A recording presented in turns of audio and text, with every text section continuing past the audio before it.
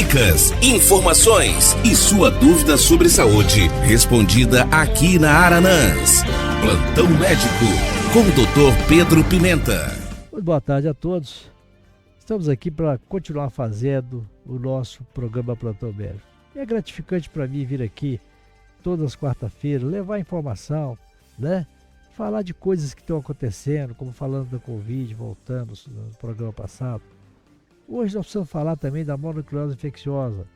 É uma doença que a gente tem visto mais no consultório, agora que outras doenças estão surgindo. Tivemos há pouco tempo aí incidência alta de escarlatina, que é uma doença estreptocócica, bacteriana, né? Falamos sobre ela aqui. E agora nós estamos tendo no consultório alguns casos de mononucleose infecciosa, doença que às vezes confunde com outras viroses e confunde até com determinadas doenças, determinados linfomas em determinados casos. Então eu achei prudente fazer um programa aqui sobre a mononucleose infecciosa, trazendo também informações atuais para os nossos ouvintes, né? O que é mononucleose infecciosa? É uma infecção aguda causada pelo vírus chamado de Epstein-Barr. É um vírus do grupo herpes vírus. Então o vírus chama Epstein-Barr. A mononucleose é causada por esse vírus do grupo do herpes. A infecção ocorre geralmente muito precocemente na vida da criança, mas usualmente assintomática. Às vezes a criança tem uma febrezinha, alguma dor no corpo, né, umas manchinhas no corpo. Muitas vezes a mãe fala, isso é uma alergia, o menino tem uma alergia. De repente, é uma mononucleose infecciosa assintomática. Grande parte dessas mononucleoses, elas acabam se confundindo com gripe e outros sintomas, e outros tendo sintomas semelhantes, e às vezes passa despercebido e a pessoa melhora sem deixar nenhuma sequela. É assim a mononucleose em criança. A doença é vista em soro negativo, que é pessoas que nunca tiveram a mononucleose podem tê-la, né? E depois elas ficam resistentes, né? Ficam como se fossem vacinadas, né?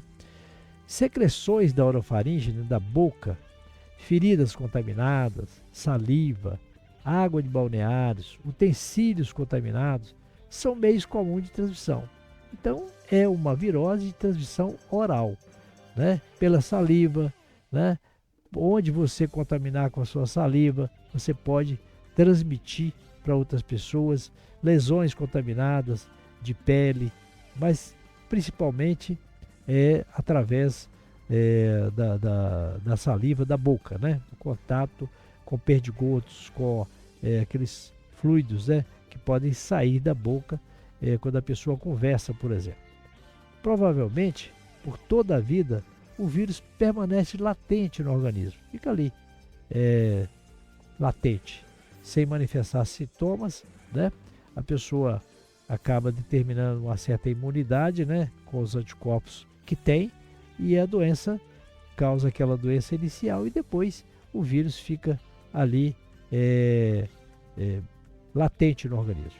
O período de incubação da mononucleose vai de 4 a 8 semanas, quer dizer, quando a pessoa tem um contato com alguém doente, dentro de 4 a 8 semanas começam os sintomas. E como é que começa a mononucleose? Ela começa com febre, como toda doença viral, por isso que ela se confunde com gripe. Dá aquele escalafrio, aquela febre, a criança não come, começa a ter uma faringite, uma certa dor de garganta, né? Às vezes aparece na garganta umas placas e muitas vezes ele está com amigdalite bacteriana. E às vezes não é amigdalite bacteriana. Pode ser faringite pelo próprio vírus Epstein-Barr. Então, em 33% dos casos, aparecem essas placas na garganta que muitas vezes são confundidas com a amigdalite bacteriana. E também, caracteristicamente, aparecem aqueles gânglios, aquelas ínguas no pescoço, né? Principalmente atrás, na região por trás do pescoço, e de forma característica, um edema em volta da órbita. Aparece aquele edema um pouco avermelhado na órbita, em volta dos olhos, né? E muitas vezes surge também petecas, aquelas manchinhas dentro da boca, no palato, que a gente observa quando abaixa a língua, a gente vê aquelas manchinhas na boca, né? Em metade dos casos, mais ou menos, ocorre o aparecimento da esplenomegalia. O baço começa a crescer e muitas vezes, às vezes, nesses casos, né, começa a se pensar em linfoma ou em outros problemas, leucemia, etc. Principalmente entre a segunda e terceira semana, aparece então o aumento do baço. Em cerca de 5% dos casos pode ocorrer a erupção macular, petequial ou urticariforme, parecendo uma alergia, né? Uma erupção amarelada, avermelhada, né? Ocorre sempre um aumento dos leucócitos, que é a célula branca do sangue, né? E caracteristicamente com mais de 50% mononuclear, que a gente fala assim, são os linfócitos atípicos, né? A gente chama esse linfócito atípico, e mais de 10% de linfócito atípico. Então, na hora que o laboratório manda a descrição, ele põe linfócito atípico, tantos por cento, 15% de linfócito atípico. Isso também é característica da doença para o médico. Além da febre, da erupção, desses linfonodos, essas ínguas do pescoço, as manchinhas do rosto, o edema em volta dos olhos, pode aparecer essa erupção no corpo e esses linfócitos atípicos, né, que aparecem no sangue. Aparecem os anticorpos, né, que a gente chama de anticorpos heterófilos, e esses anticorpos são específicos. A gente faz a medida dele e faz o diagnóstico da doença. Daí a gente pega o anticorpo contra o vírus de Epstein-Barr, faz a medida dele, o IgM-IgG, e sabe se a doença é aguda ou se é a doença passada. E facilmente a gente confirma o diagnóstico a partir da segunda semana. Quando vem essa doença, a gente espera, no primeiro dia de doença, esses anticorpos ainda não podem ser medidos. Mas na segunda semana, depois do sexto, sétimo dia, a gente pode fazer a medição desse anticorpo e, de fato, acabar fazendo o diagnóstico definitivo da doença. O tratamento é basicamente sintomático. Como essa doença é uma doença virótica, de um modo geral evolui bem, a gente trata sintomaticamente. Ora, como fazer o tratamento? Você vai dar analgésico. O menino está com dor no corpo, está com dor de cabeça, está com mal-estar, analgésico. Está com febre, você dá um antitérmico.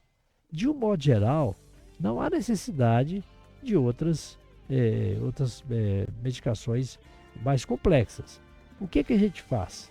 Se vier um problema mais sério, que às vezes complica, né? De repente dá uma encefalite hepática pelo vírus da mononucleose, pode dar outra complicação, isso é raro, mas se der alguma coisa mais grave, evidentemente que a criança ou o paciente será atendido e de forma completa. A recuperação completa e espontânea é a regra. A gente sabe que essa doença, de modo geral, evolui bem. Entretanto, pode haver complicações, né? Por exemplo, anemia, trombocitopenia, que é a queda das plaquetas do sangue, quando ele vinha hemorragias, obstrução das vias respiratórias, com dificuldade respiratória, com a placa da garganta muito grande, causando obstrução, pode levar então até a traqueostomia, ter que abrir um orifício logo abaixo na traqueia para o ar entrar. Envolvimento do sistema nervoso central, né, com encefalite pelo herpes, pelo vírus do Epstein-Barr, miocardite, ou inflamação no coração, pericardite, que é a inflamação em volta do coração. Não há comprovação da eficácia de nenhum agente antiviral contra o vírus do herpes. Nós não temos. Nós temos, por exemplo, para gripe. Para gripe a gente tem um agente antiviral, para influenza. Se você tratar e der aquele remédio do primeiro e segundo dia, você diminui a duração da gripe. No caso do vírus do Epstein-Barr, não existe ainda nenhum remédio eficiente. Então o tratamento ali é suportivo. Hidratar a criança, né? Dar analgésico, dar antitérmico para a criança enquanto os sintomas vão desaparecerem. Geralmente dentro de uma semana os sintomas desaparecem. Agora, uma coisa que a gente tem que fazer e evitar é o uso da ampicilina. A ampicilina, para quem tem porque às vezes a pessoa confunde o herpes com a doença da garganta, por exemplo, a amigdalite bacteriana, e vai dar ampicilina, que é um antibiótico que serve para Streptococcus, que é bactéria, mas não pode dar ampicilina. Se você der ampicilina para quem tem a mononucleose, aparece uma erupção muito intensa. Então, não se pode usar ampicilina quando o diagnóstico for mononucleose infecciosa. Então, mononucleose é isso. Uma doença que pode ser controlada, é tranquilo, mas é preciso orientações médicas. Então, era isso que eu tinha para falar hoje. Muito boa tarde e até a próxima quarta-feira. Plantão Médico. Participe enviando sua pergunta sobre saúde através do nosso WhatsApp 33991293000.